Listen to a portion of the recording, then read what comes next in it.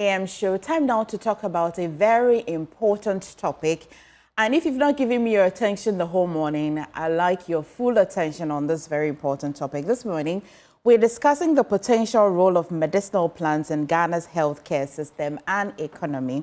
And this conversation we're going to be having would be with Professor Regina Appiah-Opong, and she is former head Department of Clinical Pathology, Noguchi Memorial Institute for Medical Research. She's also professor of toxicology at the Department of Clinical Pathology, of course, at Noguchi. And Professor Regina Appiah-Opong, thank you so much for joining us in studio. And congratulations. I followed that inaugural speech, and you have a very wide and deep profile. It took about, I was just counting the minutes when you're being introduced, and that is very worth celebrating. Thank you for joining us in the studio. Thank you for your kindness. I mean, as a child who grew up with my grandmother, who's a farmer, she'll readily want to go to plant medicine, first of all. One of the things that I also wondered when I went to the hospital was that they write it in doses. It is quite measured, but my grandmother didn't have that measurement. And I grew up as well also having that kind of cloudy mind. And so when I saw that inaugural speech, I thought that this is some work that you have put into it. This morning, my first question to you maybe would be, what triggered your research in that area, first of all? Thank you very much. I'm very grateful to you, Joy FM, for this opportunity to share my heart.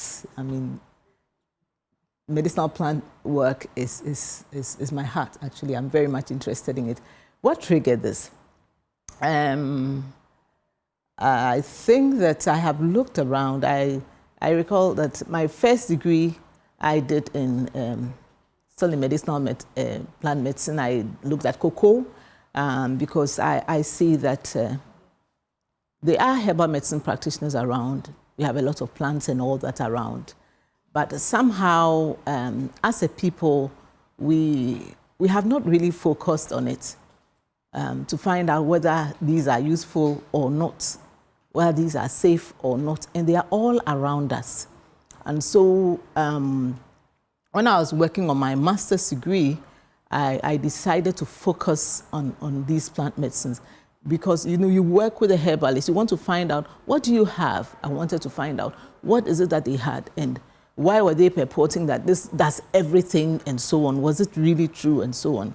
And so this gingered my interest, and even with my PhD, I still did some work on medicinal plants, plant derivatives, and in fact, some plants as well. And I feel that if truly these have some effect, we need to help our own people, and we need to help ourselves. Because if this is good for us, before the colonial masters came, people were not dying. Of course, people would always die with them, you know, death would always happen. But there was some remedy somewhere. And we read literature tells us so much about that. And these were the medicines that were being used before. And so I just wanted to find out whether there's a way that we can also support this and help our own people have our own, and also develop great things of our own. And gradually found that there was so much economic even value, apart from the healthcare issues. There's so much value to these things and so on. So this is what actually keeps me, although it hasn't had much traction in this country. This is my passion, that we would look at it and see how we can benefit from it, and we can actually up our revenue base from it, because it has, as we talk, you see that there is so much that Ghana is missing out. Prof, you have actually touched on a very important point. I was going to go there a little later, but since you have just touched on it, maybe we go there at once. Revenue. In your research and in your readings and looking into this deeply, what's really the projected amount that we may be raking in a year if we wanted to look carefully at plant medicine? Okay. So I will start by talking a bit about what other countries have gotten, and then we'll see whether Ghana will anywhere. So if you go to the literature, you find out that North America, for instance, 2022, they had about 68 billion. And please let me remind you that we traditionally, in fact, when even the colonial masters came, they thought that traditional medicine was primitive. So out there in the West, it looked like it was backward. And interestingly, now, globally, people are running for it. So North America, 2022, 68 billion US dollars. And they are projecting by 2032, they would have about 200 billion US dollars. And then you come to Europe also, moves up a bit. Europe's figures below North America, about 30, also projecting that it will move up almost like doubling up. And then, other countries, we have China, we have all the other countries. And then they lump the rest of the world. And I always hope that Ghana will be somewhere in there. So that is a picture. And the World Health Organization is projecting by 2050, revenue from traditional medicine should be about 5 trillion US dollars. And in Ghana, before I had my inaugural lecture, I wanted to find out how much are we also roping in. So I had help to get to statistical service and all that, and I had the picture of our exports and all that. Unfortunately, I did not see herbal medicine or traditional medicine on the list, which tells me that even if it is so small that it doesn't, even in Ghana, it doesn't go on our file, much more the global, lists. That's an interesting find, Yes. because every day on TV or even on radio, I hear something about plant medicine, herbal medicine. And so it's very strange that it is not finding expression in the statistics. No, at all. I did not see that. But we had 2024, when we're celebrating the Traditional Medicine Week, I recall that the president of GAFTRAM, who is the CEO of COA, said that if there's concerted effort, we could probably make about, I don't know the basis for which he said that, about 76 million, at least US dollars, from that. I guess that he had some reasons for saying that. But I believe that we can, if we move carefully, we should probably get more. Because if you step out of your house, you and I, there are plant medicines everywhere. Right. Suddenly, I just looked around my house and I saw everywhere you see a lot of plants with medicinal value, the herbal medicines practitioners are talking about. So really, there is so much potential out there. Apart from what we will get from healthcare, out there, even putting the plants together and shipping them out, exporting that alone, of course, under good condition. Now we have issues, galamsey and all kinds of things. But if everything is in good condition and we are able to export these amounts, we grow them, talks about, if you go back to cultivation and so on, the country has a lot to gain if we focus on herbal medicine. It's interesting because, you will note that from malaria to cancer, most of these modern medications will trace their roots nearly to plant medicine. Do you think that as a people we still have interest in plant medicine, or we've sort of moved on or moved away? In your findings, did the data point to the fact that it looks like people will be still interested in plant medicine? Yeah, indeed. If you look at rural Ghana, the data we have is that about 80% of rural Ghana still depends on plant medicine or herbal medicines for the healthcare needs. And I'm using herbal medicine and plant medicine interchangeably because herbal medicine is also recognized as plant medicine. So it's virtually the same thing I'll talk about, whichever way I look at it. And so we realize that about rural medicine, yes. But if you come to the urban, I don't have the status for urban separated from rural, but I know that there are some people. I did a study, and I was looking at people who even co-administer herbal and plant medicine. I wasn't looking just at those who use it, but just co-administrate because I had a focus. And in that study, I realized about 50% of people were doing that, And so there are, even in there are people who depend on it. The only thing is that, unfortunately, because there is not, we do not have robust research or scientific research backing a lot of some of the medicinal plants or herbal medicines, many people, especially educated people, they are quite skeptical. What is it going to do? How sure am I that I am safe taking these and so on? So once these things are straightened out, I believe that because out there in the West, people they prefer, they say it's natural, it's good.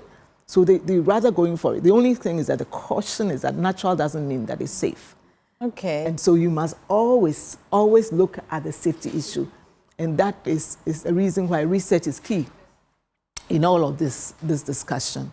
If you look at as well, one of the challenges, maybe we go to the challenges why it hasn't been fully integrated in our healthcare system. What would you say are the challenges? Is it the research into putting the measurement into it, or what have you been finding? Okay. Because you hardly go to the hospital and then you're prescribed both herbal medicine and the modern one, right? And of course, you've said that people who are educated or enlightened think that it's not quite measurable, so they don't want to. Can it be properly integrated together with the modern medication? Definitely, it can't be properly put together. Again, going back to research, I recall that 2011, the University of Ghana, the then Vice Chancellor, Professor NSIT, sent a delegation to China, Tianjin University for Traditional Chinese Medicine, to go and sort of meet up with them and find out what they were doing, how far they were going with traditional medicine, plant medicine, and so on. It was such a great experience. We realized that there in their clinics, all those who wanted conventional orthodox medicines could go there, and those also who wanted plant medicines or alternative medicines could, the same clinic, but then fortunately in Ghana we have about 55 hospitals or clinics that are piloting this. The major challenge, as you asked, is that robust research and clinical trials have not been done on many of the products that we have. And that's a challenge. Because if you do not have research, not many people who are enlightened, educated, would want to take something that they are not quite sure what it is going to do. Okay. Because now we have a lot of issues, liver, kidney, and so on. Of course, I am not saying that orthodox medicines do not do this. They also have, but then at least you have some research, you know what it's going to do to you. And we need pharmacovigilance because at the end of the day, people are using it. We need to be sure that when people use this product over time, what is it going to do? It's not about your passion and saying that I think this is good. And so, no, we need something. Does it cost much to do this kind of research? It is quite expensive, but it's beneficial. It is something that we shouldn't run away from as a country. We should not run away. Is it also complex? Beyond it being expensive, is it complex? And I ask this because of the many plant-based, there's so much plants in this world. Maybe I shouldn't narrow it to just Ghana and maybe Africa. The complexity of it, would it make it not motivating for us to want to go into research? No, it is not so complex. It is not so complex. I don't think so. I mean, I have worked in the area. So maybe. No, I have worked in the area for all most of my working lives. Okay. It's not complex at all. Yes, because you have the plants, and usually you are starting from how do the herbalists use it. If they are using aqueous extract, you just pick what the method, the aqueous extract. You prepare that. Just as they do. Yes. Because sometimes we have issues with adulteration. It's one of the issues. Like you talked about, dosage is an issue. We talk about drug interactions, even herb interactions. You can have some herbs people are mixing. One is toxic. The other is quite okay. And they are putting them together. And so all of these are issues that have to be looked at. Of course, like I said, adulteration. Some people will have something and they would add a drug to it. We are able to find it anyway because with HPLC it shows up, and then we are able to pick that one. And so it's not that complex. We have assays. We teach students, even undergraduate students are able to come up with a product. We give you a product, a plant, and say check to see whether it has cancer. You just prepare it. If you boil it like the herbalists would do in the lab. And then you dry it. First of all, you harvest it. You note the time you harvested it. somehow, sometimes there's this mystic thing that plants have to be harvested at this time, at this point, because of some spiritual thing. It's usually just science. That's another difficult one. The spirituality that comes with it. That is so difficult to want to research into. Does it make the work any difficult, even for you as a professor? No, not at all. Because, for instance, you need to understand that as a scientist, there's photosynthesis.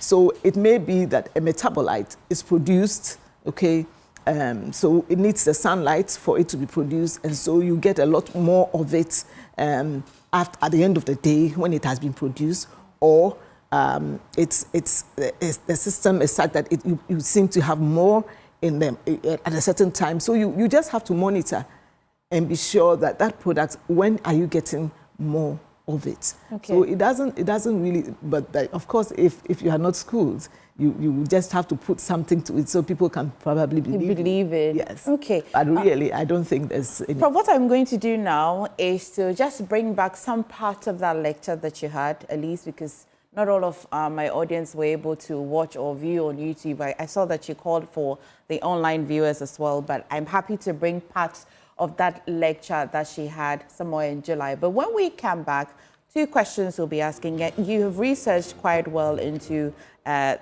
genetic variations of people and how that can contribute into proper research and how we can use the medications as well quite safely.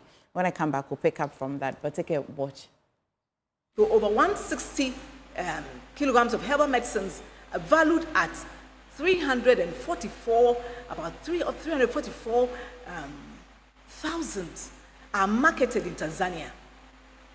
So leading market actors are investing in research, and strategies for growing this area include collaboration, collaborating with partners and so on. The herbal medicine industry must offer effective terms and expand and survive in more competitive rising the climate, even right here.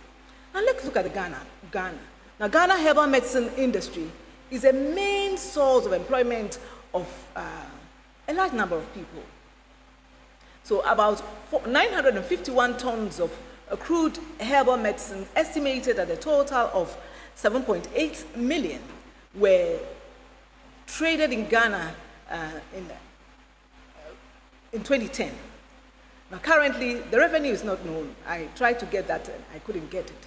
Now, at the last Traditional Medicine Practitioners Week celebration, the president said that Ghana could generate 76 million annually with concerted efforts. Efforts have been made to develop, plant medicines, as I said. Research has proven that several of these, so these are my concluding words.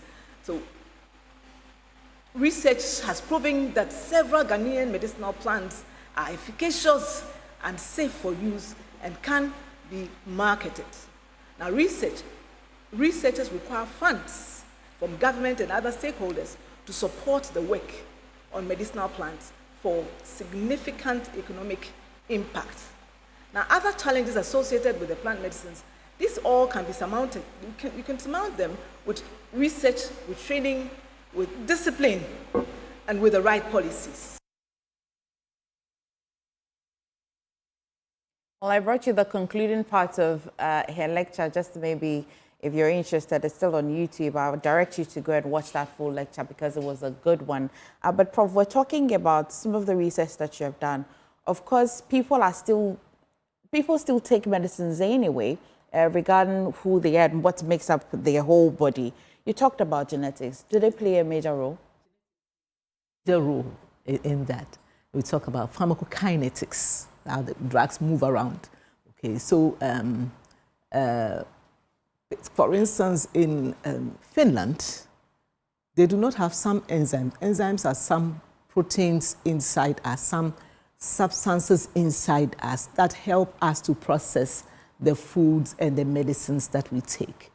So if they are not there, you will still process the food, but very, very slowly.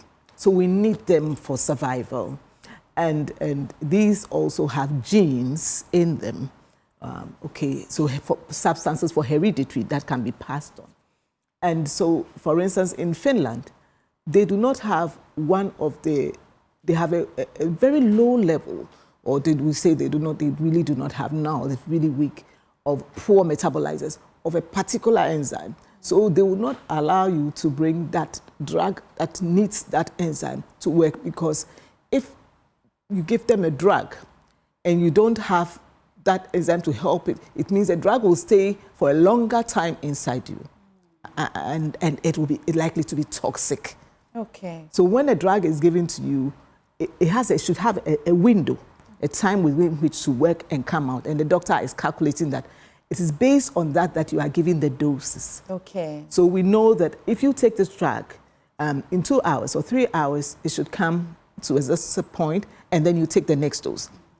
If you take the drug and it will not come out, then you should actually take the next one, and the next one, right, and the next one. And so this is very important. And so what we want to find out is that most of the drug metabolizers, so we have an assay, we look actually at a test, okay? We look actually at drugs generally and find out whether these drugs, we clone these enzymes to find out whether drugs have this potential, and it should always be done. Unfortunately, in Ghana, we don't do that much. Right. Yes, but it's very important. So we need to find out from the people groups. Mm-hmm. Within Ghana, we have a lot of people groups, and it has been found, research has shown that there are lots of polymorphisms or different genes within Africa. Okay. So we need to find out. Ghana, we have a lot of ethnic groups. Are we all able to metabolize the drugs on our markets? Apart from herbal medicines are key, but all the drugs on our market, are we able to, do we have similar way of metabolizing this? This is important for personalized medicine. Right. So that when you go to the hospital and the doctor knows that you are from where? The Greater Accra region. Okay, Greater Accra region, generally we know that you don't have much of this enzyme that will do this. So this drug may not be appropriate for you. So we'd rather give you that one because you are likely not to have this drug. And if we don't know that, we just bring drugs in, we don't know anything, we just consume them. Do we know what it does to different people groups? The modern ones, we don't even know whether they have done all of these research. But out there, they have done quite a bit. For them, okay. Yes. But we have to do it for ourselves. We cannot expect people to do things for us.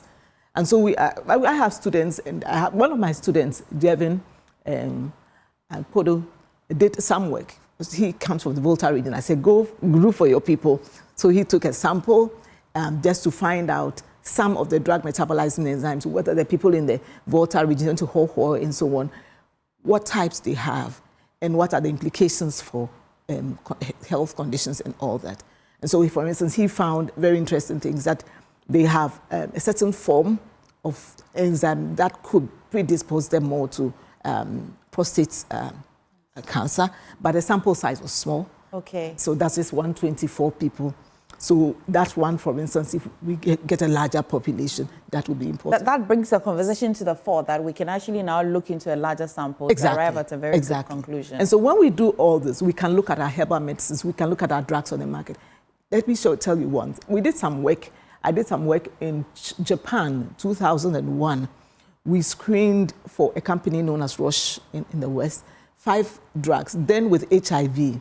So we screened them to find out the effects, how useful they would be to us in Africa. So I sent blood samples from Ghana. Interestingly, those drugs were good for the type of HIV, you see the genes coming again, the type that they have out there, but not for Ghana. None of them was useful. We published that paper in a very good journal. You can always look for it. Okay. None of those drugs were useful for us. But you will come home and you realize that because we haven't done, that's what we are bringing in, that's what we are using to treat our patients. That's very interesting. So we need support, we need funding for research to help ourselves. Not everything can be done for us. Prof, this means that some of these challenges that you have highlighted then is what is causing our inability to integrate it properly into the public health conversation, right? Some of these challenges, or yes, but this one also goes for orthodox medicines. Okay. Because that orthodox medicine you're taking, work has been done, but the drug interaction that was done with the Caucasian's blood, You are not a Caucasian. So how sure are we that if we found we knew, this particular one? So we need to do, some work has been done. I'm not saying that nothing has been done, but there's a lot more that we can do. That we must do. Knowing this, confirm to me whether this is a myth or it's true, that if you take, say, plant-based medicine and the modern type, the reaction can be dire. How serious is this? Yeah, you can have, in pharmacology, there are a couple of, you can have additive. It is possible that some will work together and you get both working. That's coming together and you have a better effect. We have also synergistic effect, where when the two come together, they do much better. Sometimes it's like that. It is possible that you can have a plant medicine, you are adding it to orthodox medicine, and it does better. Right. It is possible. But research has to be done. We have to look at the safety issues. I am a toxicologist. I'm very concerned about safety issues. Is it safe? Because with the interviews that I conducted, 2000, and when I just completed my PhD and came back, I used my own money. And I went around finding out, what are people doing? Are they combining these things? And I found 50% of people are doing that. And I'm asking them, it was a service, I asked them, why do you do this? Have you told the doctor? He says, no, I can't tell the doctor because she's going to get mad at me. He's going to tell me things I don't want to hear. So I just do it on, and that's not helping. That's not helping. So people are doing that. They don't know the effects, but they are doing that. To make it even more practical, Prof, if you go to Mampon, obituary, and I know this because of my grandmother again, Prof, why? The medicine, they can give you like a whole gallon that you have to drink if they diagnosed you of malaria. And so it makes you want to still be energized towards the modern one, because at least you can swallow it in some number of days. But for the plant-based or maybe the herbal one, and forgive me if I'm not using the words very well, I don't understand it properly, but we see plant herbal straight anyway. It's sometimes packed in jerry cans. Oh my God. And you're not even motivated to want to go. Yeah. How much work is going into it to make it easy for some of us who have to hold our nose before we take medicine? So that's where I think that support and training is needed for these practitioners. So for instance, there are some of the products that they don't have money. If they had, some of them could freeze dry them. It is not easy to concentrate these products. Oh. So they could concentrate, and those who can afford are doing that beautifully now. They concentrate and put them in capsules, and then you can have that. But if they are not able to concentrate it, then if it's a barrel, then they say, just take it and go and drink it, which is not the best at all. Okay. Which is not the best at all. So they have to concentrate it. And then also, after concentrating it, you have to ensure that the proper science is done. There's a way by which we determine dosage. Dosage is not determined by your experience. There's science to dosage. So that has to be done and done carefully. We also have what we call pharmacokinetics. We need to find out when you take a drug, how long it takes. In plant medicine, somebody will say, how can you do plant medicine? It is possible. Others are doing it. In fact, my mentor at Yale University actually showed me, and in fact, I have a product I'm going to work on like that. Okay. You have an active, at least you can follow an active ingredient. It gives you an idea how long that product is in there and so on, so that you use it to know how long it will stay, when should you give the next dose, and so on. And when does it all leave the person's system? Because the body doesn't like foreign substances.